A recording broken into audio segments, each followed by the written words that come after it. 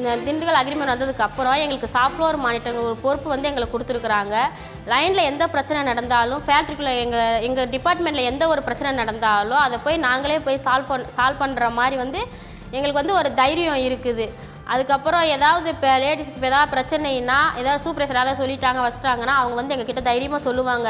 Soft floor monitor அவங்க இருக்கிறாங்க, அவங்கக்கிட்ட சொன்னால் நம்மளோட ப்ராப்ளம் வந்து சால்வ் ஆகும் அப்படிங்கிற ஒரு தைரியம் வந்து அவங்களுக்கு இருக்குது. அந்த இடத்துல தப்புன்னு நடந்தால் அதை தட்டி கேட்குற தைரியமும் எங்களுக்கு இருக்குது. ஃபஸ்ட்டெல்லாம் கச்சாருக்கு வரணுமா, இல்லை இந்த பிரச்சனை நம்ம கொண்டு போய் சொல்லணுமா, நம்ம போய் சொன்னோம்னா நம்ம வேலைக்கு ஏதாவது பிரச்சனை ஆயிருமோ, இல்லை நம்ம பேரை வச்சு வேறு ஏதாவது பிரச்சனை ஆயிருமோ சொல்லி நாங்கள் பயந்துக்கிட்டு எங்கள் பிரச்சனையை வந்து நாங்கள் எங்களுக்குள்ளேயே நாங்கள் மூடி மறைச்சு நாங்கள் அப்படியே நாங்கள் வேலையை பார்க்க ஆரம்பிச்சிடுவோம். ஆனால் இப்போ இந்த திண்டுக்கல் அக்ரிமெண்ட்டுக்கு அப்புறம் வந்ததுக்கப்புறம் நாங்கள் ஹச்ஆராக இருந்தாலுமே வெல்ஃபேராக இருந்தாலுமே நாங்களே தைரியமாக போய் பேசுகிற அளவுக்கு வந்து எங்களுக்கு வந்து தைரியம் கொடுத்துருக்குறாங்க. எங்களுக்கான இந்த சாஃப்ட்வேர் மானிட்டர் இந்த பொறுப்பை கொடுத்ததுக்கப்புறம் எங்களுக்கான உரிமையை வந்து நாங்கள் தெரிஞ்சுக்கிட்டோம். ஃபஸ்ட்டில் இருந்தெல்லாம் வீட்டிலேருந்து எங்கேயாவது போகிற மாதிரி இருந்தாலும் எங்கள் வீட்டுக்காரர் கூட்டிகிட்டு தான் போவார். இங்கே வந்ததுக்கப்புறம் இங்கே கொடுக்குற ட்ரைனிங்லேருந்து நான் கொஞ்சம் இதாகிருக்கேன். இப்போது எதுனாலும் நானாக தனியாக போவேன், தனியாக வருவேன்.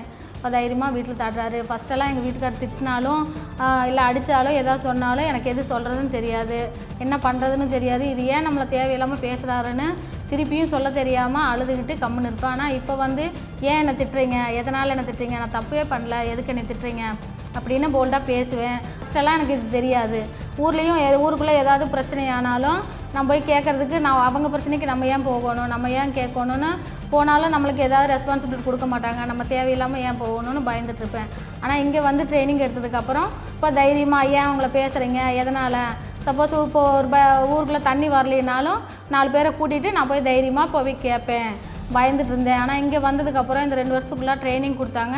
இப்போ அதுலேருந்து நான் போல்டாக பேச ஆரம்பிச்சிட்டேன். எதனாலும் நான் தைரியமாக இது பண்ணுவேன். எந்த பயம் இல்லாமல் யாராவது கேட்டாலும் அவங்களுக்கு போல்டாக நான் பதில் சொல்லுவேன். நான் கம்பெனிக்கு வேலைக்கு வந்து 4 வருஷம் ஆகுது. எங்களுக்கு வந்து பாதுகாப்பு தான் முக்கியம். கொஞ்சம் ஒர்க்கர்ஸ்டெல்லாம் யார்ட்டையும் நல்லா பேச மாட்டாங்க, ஒரு மாதிரி தப்பாக பேசுவாங்க. ஆனால் திண்டுக்கல் ஒப்பந்தம் வந்ததுக்கப்புறம் எங்ககிட்ட வந்து டிரைவர்ஸ்லாம் டிசிப்ளினாக பேசுகிறாங்க.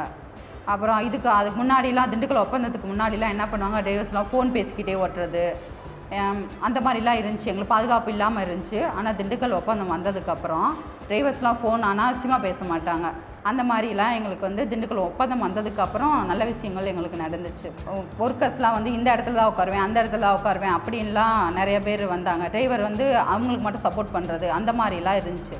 ஆனால் திண்டுக்கல் ஒப்பந்தம் வந்ததுக்கப்புறம் அந்த மாதிரி பாகுபாடு இல்லாமல் எங்களை அந்த இது இல்லாமல் எங்களை வந்து எந்த இடத்துல ஏற்றுறாங்களோ அந்த இடத்துல எங்களை இறக்கி விட்ருவாங்க.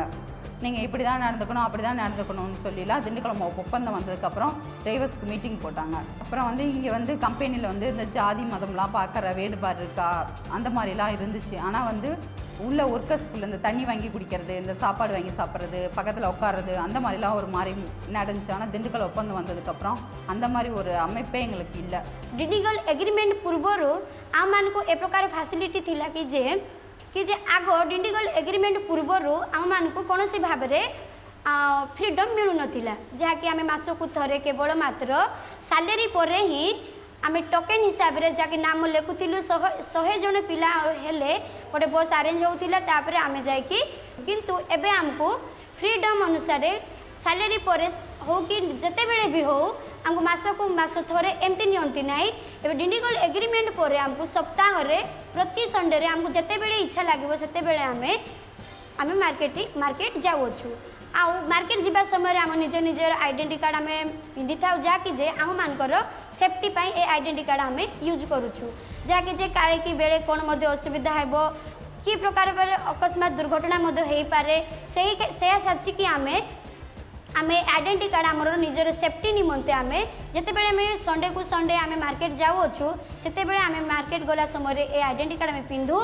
आउ जीवा समय कौन करूँ से आउट गोइंग आउ इन आउट आम से रेजिस्टर रे बुक अच्छी से आम नाम लिखी था केते आम गलु केते आम हॉस्टल को आम एंट्री होचु। यह मु सेफ्टी विषय कहली आउ एटा फ्रीडम विषय मु कहली डिंडिगल एग्रीमेंट पर जहाँकि सेफ्टी आग आम सालेरी रु आमको खाइबा खाद्यटा कटा जाउथिला किंतु एबे चार्जिंगटा डिंडिगल एग्रीमेंट पर आम चार्जिंग फीसटा एबे आमर कटा जाउ नाही, जहाँकि जे एटा आम पे गोटे बहुत भल विषय अटे।